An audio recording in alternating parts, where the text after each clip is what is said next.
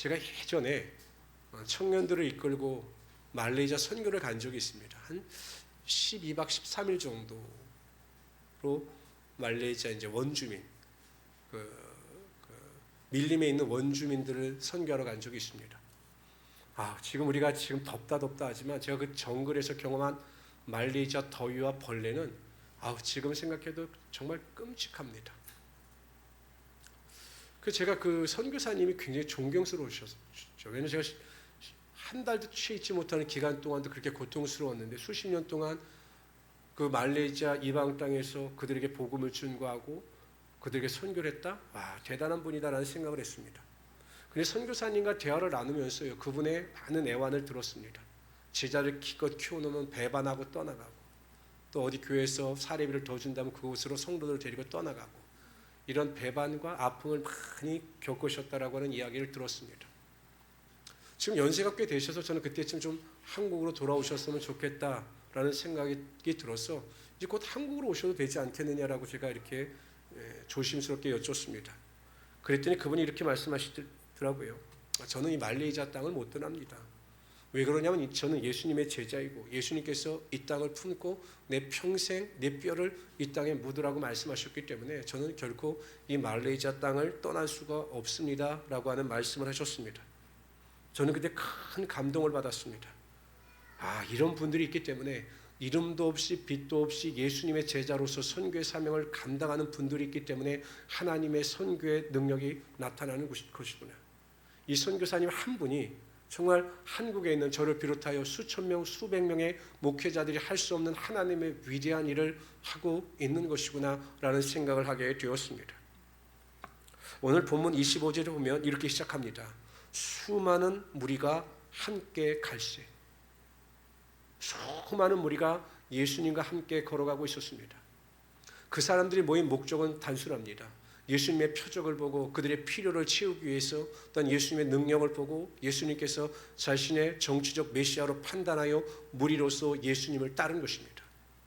예수님께서 메시아가 되시고 또한 예수님께서 자신의 영혼의 구원자, 십자가 보혈의 은혜의 능력의 구원자가 되심을 제대로 깨닫지 못한 채 그저 자신들의 만족과 필요를 때문에 예수님을 따르는 무리였습니다. 그런데 예수님께서 많은 무리들이 자신을 따르는 그 과정 가운데 갑자기 가던 길을 멈추십니다. 그리고 그 무리들을 향해서 제자가 되기를 선포하십니다. 무리가 아니라 제자의 자리에 서서 참된 제자의 길을 가기를 원하셨던 것입니다.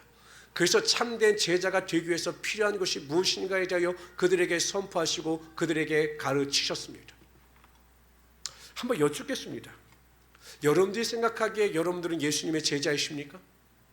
아니면 내가 생각하기에 나는 단지 예수님을 따라다니는 그들의 무리와 같이 그 무리 중에 속하는 한 사람입니까? 많은 경우요 보면 나는 제자라고 생각하지만 때로는 참된 제자의 길이 무엇인지를 모르고 제자도의 본질이 무엇인지를 깨닫지 못한 채 세상 사람들과 똑같이 오늘 본문에 나오는 무리들과 똑같이 그러한 삶을 살아가는 경우가 많이 있는 것입니다. 저는 이 마지막 때 우리 모든 성도님들이 정말 믿음 안에서 정신을 차리고 참된 제자의 길을 걸어갈 수 있기를 바랍니다. 정말 이 마지막 때 우리가 정신을 똑바로 차리고 믿음을 가지고 또한 하나님 안에서 하나님께서 예수님께서 말씀하시는 참된 제자의 길을 걸어갈 수 있어야 하는 것입니다. 첫 번째로요, 예수 그리스도의 완전한 제자가 되기 위해서 오늘 본문에 보면 자기 부모, 처자와 형제와 자매를 미워하라 이렇게 말씀하셔요. 우리 26절 다 같이 읽어봅시다. 읽습니다. 시작. 무릇 내게 오는 자가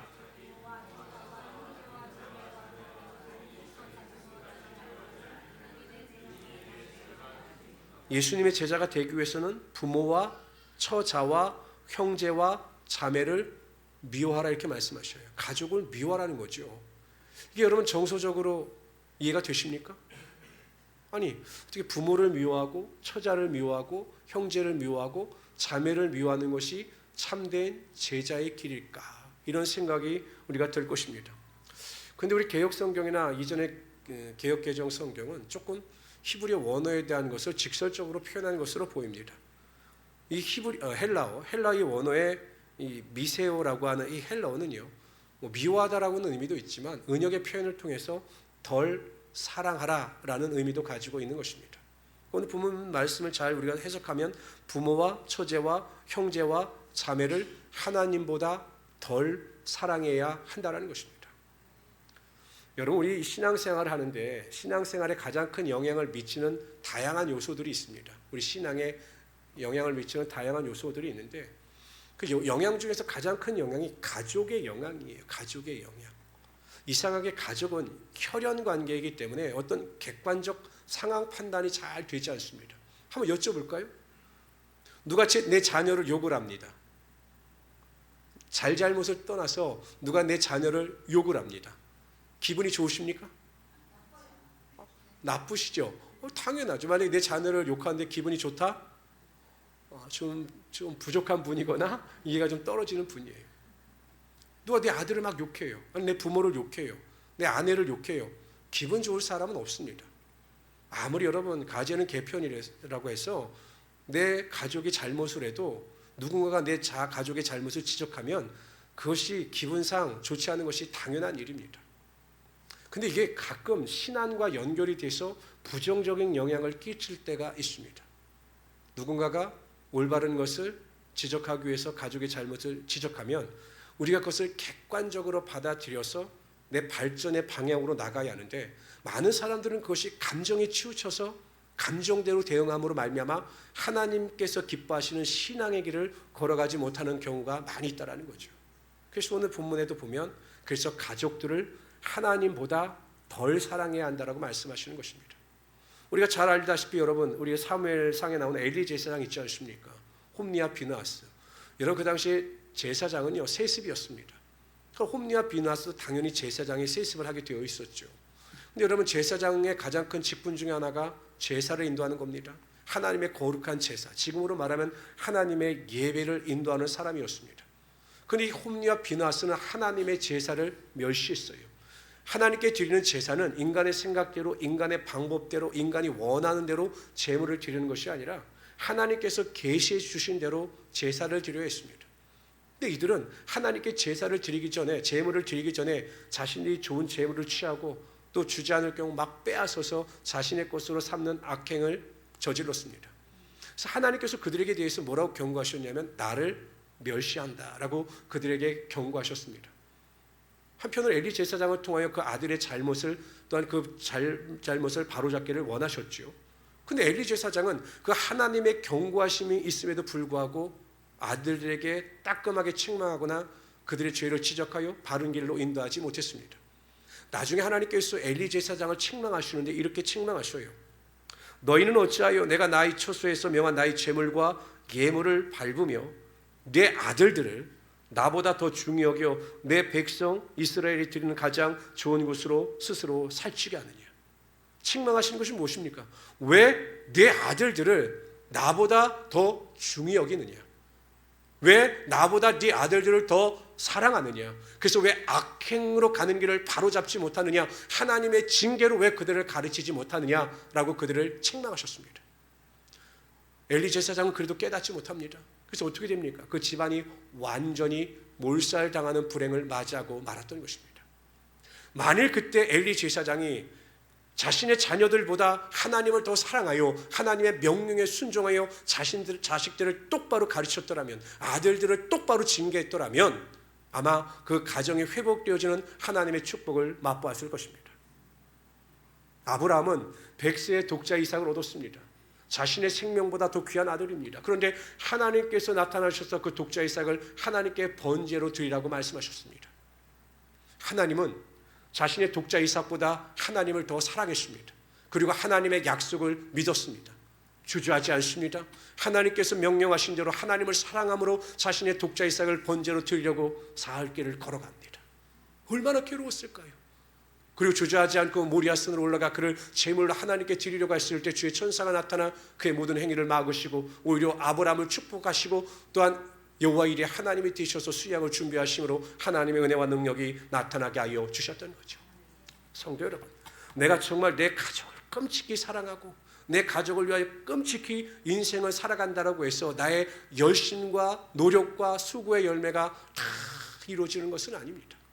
저는 가끔 자녀를 위하여 인생을 올인한 후에 노년에 후회하는 분들을 정말로 많이 봤습니다.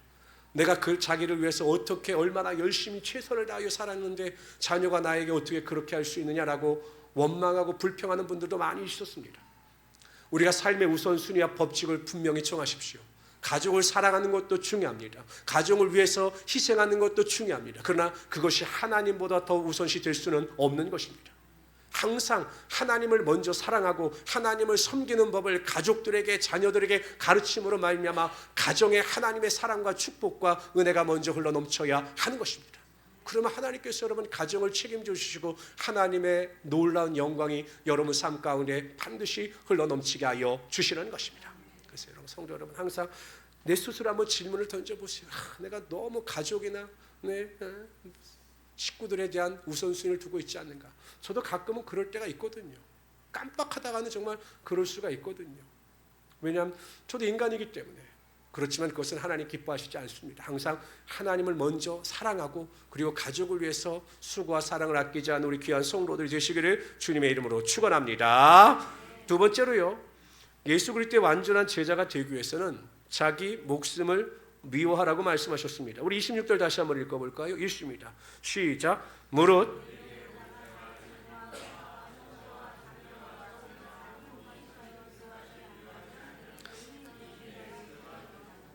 자기 목숨까지 미워하라는 것도 결국은 하나님보다 자기 자신을 덜 사랑하라는 것입니다.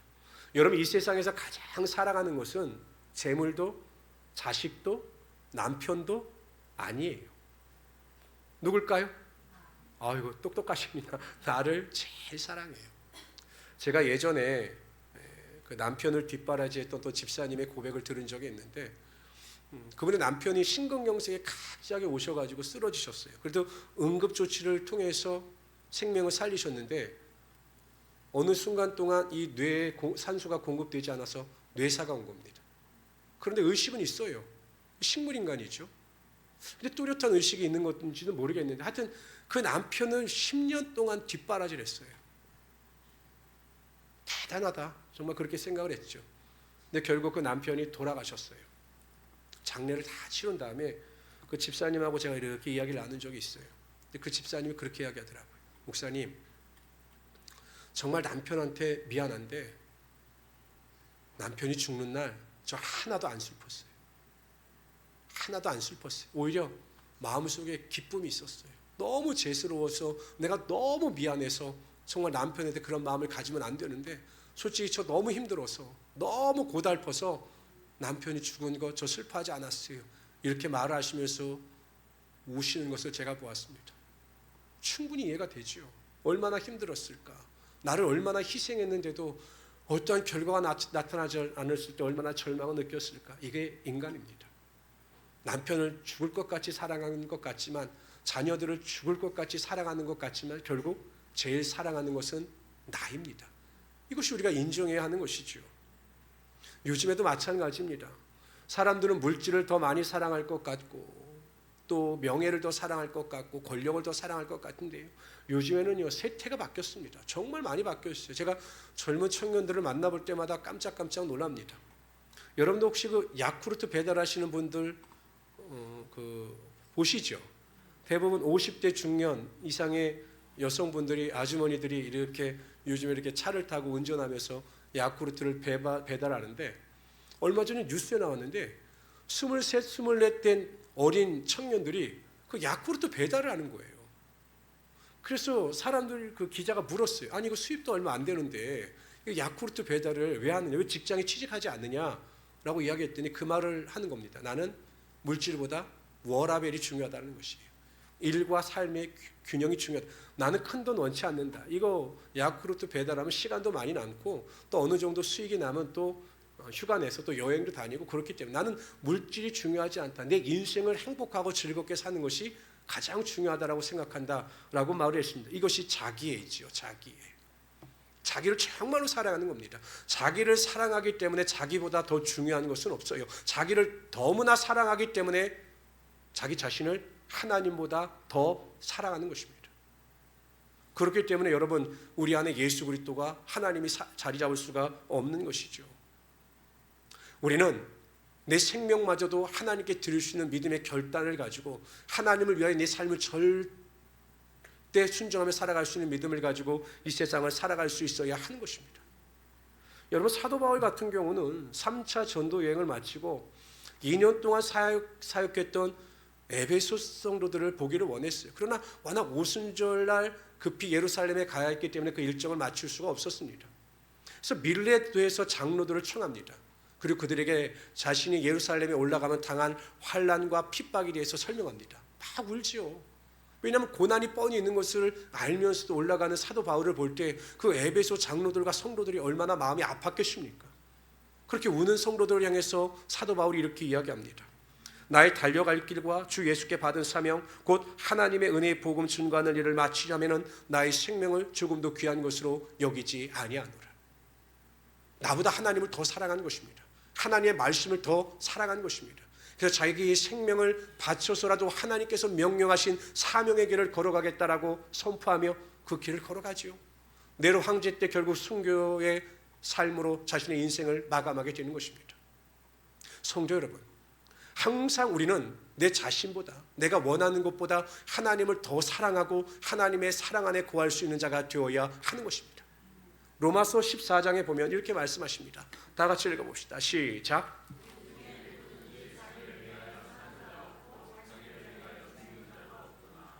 우리는 우리 스스로의 소유자가 아닙니다. 나는 내 것이 아니에요. 우리의 소유주는 하나님인 것입니다. 그렇기 때문에 우리는 우리를 위해서 사는 자가 아니라 하나님을 위해서 살아가야 하는 것입니다. 내 생각대로, 내 만족대로, 내 기쁨대로, 내 비전대로 살아가는 존재가 아니라 어찌하든지 하나님의 영광과 기쁨이 되기 위하여 하나님을 위하여 내 자신을 내어놓는 믿음의 삶을 살아갈 수 있어야 하는 것입니다. 이것이 참된 제자의 길인 것입니다. 우리는 하나님보다 나를 더 사랑합니다. 그러나 제자는 나보다 하나님을 더 사랑하게 되어 있는 것입니다. 오늘 본문에 나오는 오늘 이 사람이 토마스 선교사입니다. 아시는 분들은 아시겠지만 이분이 우리나라 최초의 순교자입니다. 그 대동강에서 제네럴 셔먼을 타고 와서 복음을 증거하다 복음도 증거하지 못했습니다. 예수 믿으라고 하다가 그냥 목이 잘려서 참수형을 당한 토마스 선교사입니다. 이 사람이 웨일즈에서 일어났던 종교적 부흥을 경험하고 중국 선교를 하기 위하여 꿈을 꿉니다. 그리고 23살 나이에 중국으로 떠나요. 생각해보세요. 23살이면 얼마나 어립니까? 그 23살 나이에 아내와 함께 중국 땅으로 떠나갑니다. 그런데 중국 땅에 도착한 지 3개월 만에 그의 아내 캐롤라인이 그 땅에서 죽습니다. 아니, 하나님의 사명을 위해서 중국 땅에 왔는데 아내가 죽어요. 절망이었습니다. 만약에 일반적인 사람이었더라면, 일반적인 믿음을 가진 사람이었다면 거기서 포기했을 겁니다. 그러나 이 토마스 선교사는 예수님의 제자라고 하는 확고한 믿음이 있었습니다. 하나님께서 이 땅에 보내주신 이상 나의 생명을 바쳐 하나님께 영광을 돌리고 하나님의 사명을 감당한다라고 하는 사명을 가지고 자신의 사역지를 위해서 기도할 때 한국 땅이 열립니다. 그래서 그 황해도 창린도라고 하는 곳에 도착하여 2개월 동안 복음을 증거하고 성경을 나눠주다가 그 제너럴 셔먼을 타고 대동강에 가서 복음을 증거하려 갔다가 성경을 전하다가 그 자리에서 죽어요. 그의 나이 27살입니다. 30살도 채 살지 못하고 그는 한국 땅에서 제자로서의 삶을 마감했습니다. 많은 사람들은 이야기했을 것입니다. 그가 그렇게 죽음으로 말미암아 얻은 것이 무엇이냐, 복음을 제대로 증거하지 못하고 그에게 나타난 삶의 열매가 무엇이냐, 아마 이렇게 판단했겠지요. 근데 여러분, 그 뒤에 토마스 선교사를 통한 순교의 피가 놀라운 결과로 나타나기 시작합니다. 이 토마스 선교사를 죽인 박춘권은 영주교회 지도자가 되었습니다. 그리고 그의 조카 이영태는 예수님을 믿고 숭실대학을 졸업한 뒤에 레이놀즈 선교사의 보조자로서 한글 성경을 3분의 2나 번역하는 하나님의 큰 일을 감당했습니다. 그리고 토마스 선교사가 건네준 성경을 읽은 것이 아니라, 우리 성경에 보면 여러분 아주 얇고 좋지 않습니까? 그 성경을 하나 찢어서 집에 그 내부에 도배를 한 사람이 있어요. 그 사람이 박영식이라는 사람입니다. 그러니까 성경을 받아서 읽은 게 아니라 성경을 받아서 찢어서 집에 도배했던 사람. 그 박영식의 집이 교회가 됩니다. 그 교회 이름이 널다리골 교회였습니다. 근데 이 널다리골 교회가 나중에 어떤 교회가 되냐면, 여러분 1907년에 한국 평양에 있는 교회 가운데 놀라운 부흥이 나타나는데, 지금도 성령의 역사의 최초의 부흥의 역사가 어디냐 하면 1907년도에 있었던 장대현 교회의 부흥을 이야기합니다. 바로 이 널다리 교회가 장대현 교회가 되었던 것입니다. 여러분 보세요. 예수님의 제자로서 자신의 인생을 살았던 한 사람의 열매를 통해서 한국교회의 놀라운 부흥의 능력이 나타나고 평양이 정말 믿음의 성지가 되는 하나님의 축복이 나타나게 되었던 것입니다. 마찬가지입니다. 여러분들 한 사람 한 사람이 예수님의 제자로서 나보다 하나님을 더 사랑하며 나의 삶과 내 생명마저도 더 귀한 것으로 여기지 아니하고 하나님을 위하여 살아갈 때 여러분들을 통해서 가정이 살아나게 된 것입니다. 여러분들 한 사람 한 사람을 통해서 가정이 복음화되고 자녀가 잘되고 처자가 잘되는 하나님의 축복과 영광이 반드시 나타나게 되는 것입니다. 제자의 삶을 살아가는 여러분 한 사람을 통해서 우리 교회가 살아나고 영적인 능력을 통해서 다시 한번 부흥의 비상의 날개를 달고 하나님의 뜻대로 성장하며 나가게 될 것입니다. 항상 하나님보다 더 사랑하는 것을 두지 않고 내 자신을 하나님께 온전히 드려서 헌신의 삶을 살아갈 수 있는 하나님의 귀한 성도들이 되시기를 주님의 이름으로 축원합니다. 세 번째로요, 예수 그리스도의 완전한 제자가 되기 위해서는요, 자기 십자가를 지고 나를 따르라고 하였습니다. 우리 27절 다 같이 읽어봅시다. 읽습니다. 시작.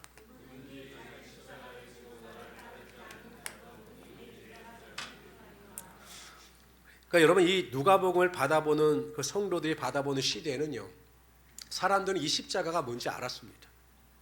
이 십자가는 순교였어요. 그 당시에는요, 예수 그리스도를 믿는다라고 고백하고 그래서 발각이 되면 그 자리에서 끌려가 순교를 당했습니다. 그러니까 죽는 거죠. 그러니까 예수를 믿는다? 그래서 걸리면 죽는 겁니다. 그래서 우리가 그 로마서 10장 10절에 보면 우리가 마음으로 믿어 의에 이르고 입으로 시인하여 구원에 이른다라고 말하잖아요. 지금이야 여러분, 우리가 너무나 쉽게 나는 예수 믿습니다 말할 수 있어요. 그렇잖아요. 아무 생각 없이 나는 예수 믿어요 라고 말할 수 있어요. 그러나 여러분, 로마서가 기록될 당시에 로마서를 읽는 사람들, 이 로마교회 성도들은 나는 예수를 믿습니다 라고 고백하는 순간 그것이 발각되면 죽었습니다. 감히 어떤 사람이 내가 예수를 믿습니다 라고 고백할 수 있겠어요? 그 정도로 입으로 시인할 줄 아는 사람은 구원의 확신과 구원의 은혜에 있는 자들이었기 때문에 입으로 시인하여 구원을 얻는다라고 성경은 기록하고 있는 것입니다. 그들에게 있어 사명은 순교였어요. 십자가는 순교였어요. 예수를 믿음으로 말미암아 당하는 순교마저도 자신의 삶의 사명으로 알고 그들은 십자가를 지었던 겁니다. 근데 저는 솔직히 이 시대 우리의 십자가가 뭔지 모르겠어요.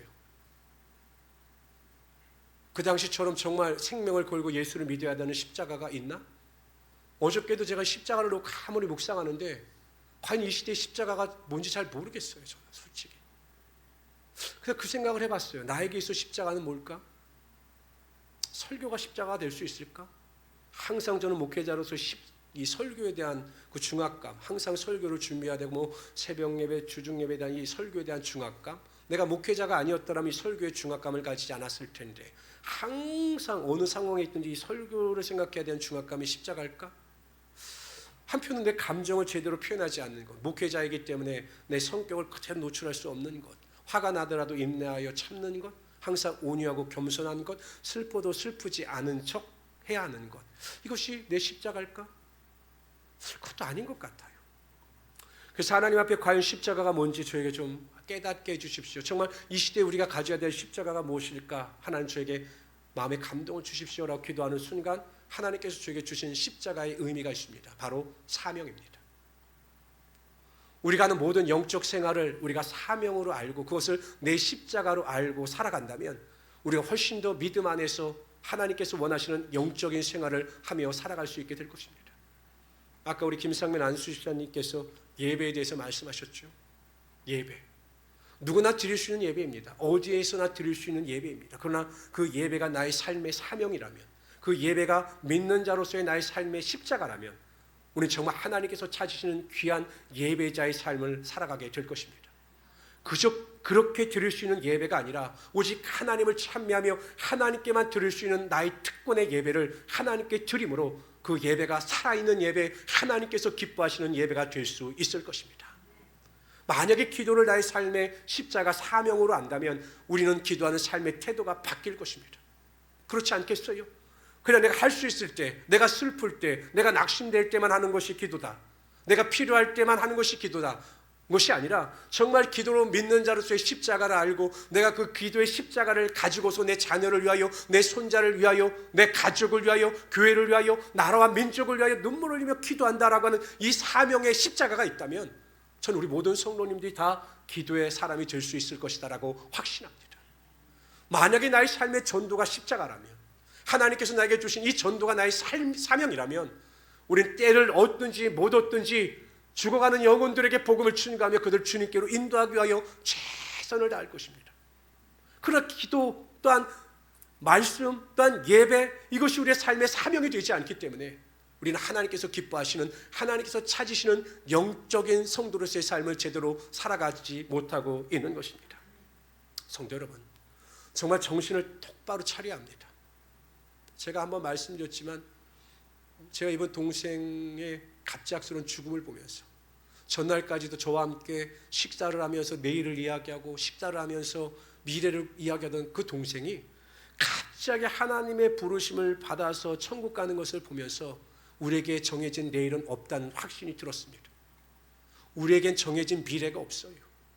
우리 가족들에겐 정해진 미래가 없어요. 내 형제들에게 정해진 미래가 없어요.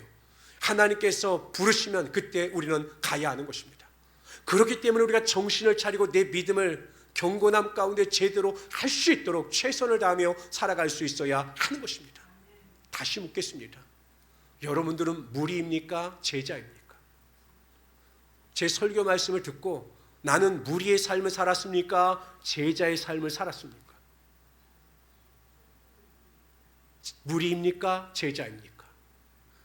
정직하게 대답해 보시고, 내가 지금까지 무리의 삶을 살았더라면, 아무 생각 없이, 아무 방향 없이, 아무 목적 없이 믿음 생활을 해왔더라면, 그래서 나의 삶의 결과도 없고 나의 삶의 은혜도 없고 나의 삶의 능력도 없었더라면 지금부터라도 정신을 똑바로 차리고 제자의 길을 걸어가시기를 바랍니다. 나의 만족, 나의 행복, 나의 기쁨이 마치 신앙의 전부인 것처럼 착각하지 마시고, 내가 가는 길이 고난의 길이고 십자가의 길이라 할지라도 그 길을 걸어감으로 부어주시는 하나님의 은혜와 축복이 여러분 삶 가운데 충만하심으로 영적인 행복함 가운데 살아갈 수 있는 하나님의 귀한 성도들이 되시기를 주님의 이름으로 축원합니다.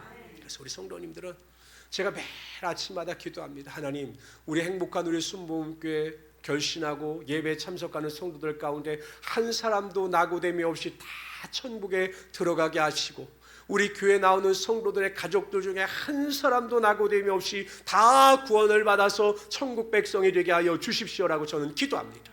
이러한 사명을 가지고 끝까지 인내하며 승리하며 살아갈 수 있는 우리 성도들이 되시기를 주님의 이름으로 축원합니다. 이제 결심하시고 가족보다도 내 자신보다도 세상의 그 무엇보다도 하나님만을 사랑하고 하나님만을 섬기며 하나님으로 인하여 기뻐하며 즐거워하며 살아가는 우리 성도들이 되시기를 바랍니다. 그리고 내 십자가, 모든 영적인 일에 대한 것을 내 사명으로 알고 기도하는 일에, 예배하는 일에, 전도하는 일에, 하나님의 말씀을 읽는 일에 생명을 걸고 최선을 다하여 그 신앙의 열매를 맺으며 하나님을 기쁘시게 하는 일에 살아갈 수 있는 우리 성도들이 되시기를 다시 한번 주님의 이름으로 축원합니다. 기도합시다. 주시 하나님, 정말로 감사합니다. 우리가 이 세상을 살아가면서 우리가 무리의